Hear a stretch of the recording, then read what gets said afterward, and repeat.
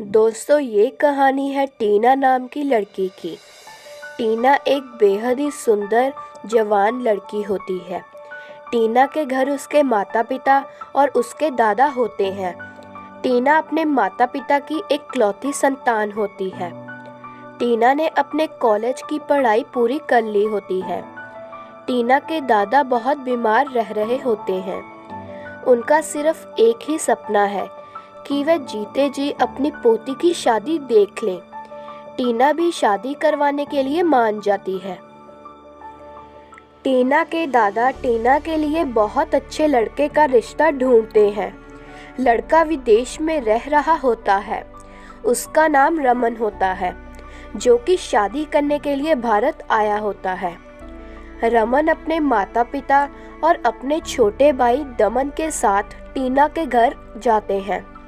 जब रिश्ते की बात चल रही थी तो रमन का भाई दमन अपनी भाभी को देख बहुत खुश हुआ। रमन ने टीना के माता पिता से वादा किया कि वह टीना को 1-2 साल के अंदर विदेश बुला लेगा। इसके बाद टीना के दादा और माता पिता को रमन बहुत पसंद आता है। वह टीना की शादी रमन से करवाने के लिए मान जाते हैं।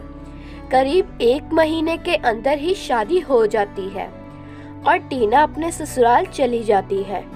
टीना के सास ससुर खुद को बहुत खुशनसीब समझते हैं जो उन्हें इतनी सुंदर बहू मिली। वही शादी के कुछ हफ्तों के बाद ही रमन विदेश चला जाता है और टीना अपने ससुराल में अपने सास ससुर और देवर के साथ होती है। टीना अपने सास ससुर के अच्छे व्यवहार से बहुत प्रसन्न थी। बस उसे अपने पति रमन की कमी महसूस हो रही थी, क्योंकि उसने रमन के साथ बहुत कम वक्त व्यतीत किया था। टीना घूमने फिरने की बहुत शौकीन थी, इसलिए वह घूमने भी जाना चाहती थी।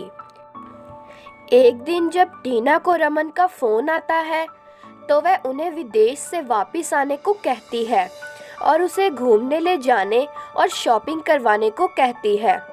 रमन कहता है कि मैं दमन को कह देता हूँ, वह तुम्हें शॉपिंग करवा लाएगा। इसके बाद टीना अपने देवर के साथ शॉपिंग करने को जाने के लिए मान जाती है। जब दमन अपनी भाभी को शॉपिंग करवाने के लिए ले जाने वाला था तो वह खुद भी अच्छे से तैयार हो जाता है। वह ब्लू शर्ट और ब्लैक पैंट पहनता है, वही टीना लाल रंग की साड़ी पहनती है। इसके बाद टीना अपने देवर के साथ बाजार जाती है और शॉपिंग करती है। दमन अपनी भाभी को महंगी से महंगी साड़ियाँ दिलवाता है। इसके बाद वह उसे खाना खिलाने के लिए रेस्टोरेंट भी लेकर जाता है। लेकिन टीना को अपने देवर के साथ ज़्यादा देर रहना अच्छा नहीं लगता। वह उनके साथ आकर खुश नहीं थी। इसके बाद दोनों घर आते हैं। टीना का देवर टीना को कहता है, भाभी आपके साथ शॉपिंग करने में आज मज़ा आ गया, आप तो कमाल हो। अगले दिन दमन अपनी भाभी टीना को उसके साथ बाजार जाने के लिए जिद करता है। ना चाहते हुए भी टीना अपने देवर की बात मान लेती है। वह उनके साथ बाजार चली जाती है। टीना का देवर टीना से कहता है, भाभी आज हम खूब मज़े करेंगे, आज मैं आपको मूवी दिखाऊंगा। टीना सोचती है कि आखिर देवर जी ऐसा क्यों कर रहे हैं, मैं उनकी भाभी हूँ, पत्नी थोड़ी ना हूँ।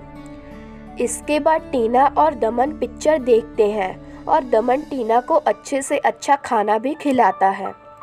जब टीना दमन को घर वापस जाने को कहती है तो दमन कहता है, अभी नहीं भाभी, अभी तो हमें झूले झूलने जाना है। इसके बाद टीना अपने देवर के साथ झूले भी झूलती है। ऐसे ही शाम हो जाती है। टीना अपने देवर के व्यवहार से बहुत गुस्सा हुई थी। जब वह घर पहुंचते हैं तो टीना की सास कहती है, आ गई बहू, दमन ने ज़्यादा तंग तो नहीं किया। जिसके बाद टीना अपनी सास से कहती है, नहीं सासू माँ, मैं बस थोड़ी सी थक गई हूँ, मैं कमरे में आराम करने जा रही हूँ। लेकिन टीना तो अपने देवर के बारे में ही सोची जा रही थी। वह इसके बारे में अपने सास ससुर से बात करने के बारे में सोचती है। लेकिन टीना बहुत थकी हुई थी, इसलिए वह कपड़े बदलकर सो जाती है। रात को टीना अपने सास ससुर और देवर को खाना देने के लिए उठती है। जब वह खाना परोस रही थी तो दमन टीना की ओर ही देखे जा रहा था। टीना को अपने देवर की ये बात बिल्कुल अच्छी नहीं लगी। वह जल्दी से काम निपटाकर अपने कमरे में चली जाती है और सो जाती है। अगले दिन टीना उठती है, नहाती है और सास ससुर को चाय देने जाती है, लेकिन उसका देवर के कमरे में जाने का मन नहीं करता। वह चाय बाहर ही रख देती है और दरवाज़ा खड़काकर चली जाती है। इसके बाद दमन नहा धोकर पैंट शर्ट पहनता है और टीना के कमरे में जाता है और वह टीना से कहता है, चलिए भाभी, आज हम सर्कस देखने चलते हैं। लेकिन टीना अपने देवर को साफ मना कर देती है। वह कहती है, आज मुझे घर का काम है। इसके बाद दमन कहता है, कोई बात नहीं भाभी, काम बाद में कर लेना, वैसे भी आपको मेरे साथ चलना ही पड़ेगा, भैया ने जो कहा है। इसके बाद ना चाहते हुए भी टीना तैयार हो जाती है और अपने देवर के साथ सर्कस देखने जाती है। रास्ते में दमन अपनी भाभी को गोलगप्पे और आइसक्रीम खिलवाता है और फिर उसे सर्कस दिखाने ले जाता है। टीना को बहुत गुस्सा आया हुआ था। वह अपने देवर की हरकतों से बहुत तंग आ चुकी थी। वह दमन को कहती है कि उसकी तबीयत ठीक नहीं है, वह घर जा रही है। लेकिन दमन टीना को कहीं नहीं जाने देता, उसका हाथ पकड़ लेता है। जिसके बाद टीना गुस्से में अपने देवर दमन को कहती है, देवर जी, आप मुझसे दूर रहा कीजिए, मैं आपकी भाभी हूँ, पत्नी नहीं, जो मैं आपके साथ हर जगह आ जाऊँ, मैं घर जा रही हूँ।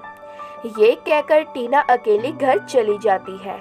टीना घर पहुँचती है और अपने कमरे में जाकर रोने लगती है। इसके बाद टीना का देवर दमन घर आता है तो वह सीधा टीना के कमरे में चला जाता है। टीना अपने देवर को अपने कमरे में देख और गुस्से में आ जाती है और कहती है, देवर जी, आप यहाँ क्या करने आए हैं? चले जाइए मेरे कमरे से और मुझे अकेला छोड़ दीजिए। लेकिन दमन कमरे से नहीं जाता। अपनी भाभी से कहता है, भाभी, मुझे माफ़ कर दीजिए, मुझे आपका हाथ ऐसे नहीं पकड़ना चाहिए था, मैं तो बस भैया की बात का पालन कर रहा था। भैया ने मुझे आपको खुश रखने के लिए कहा था, इसलिए मैं आपको आज भी सर्कस दिखाने ले गया।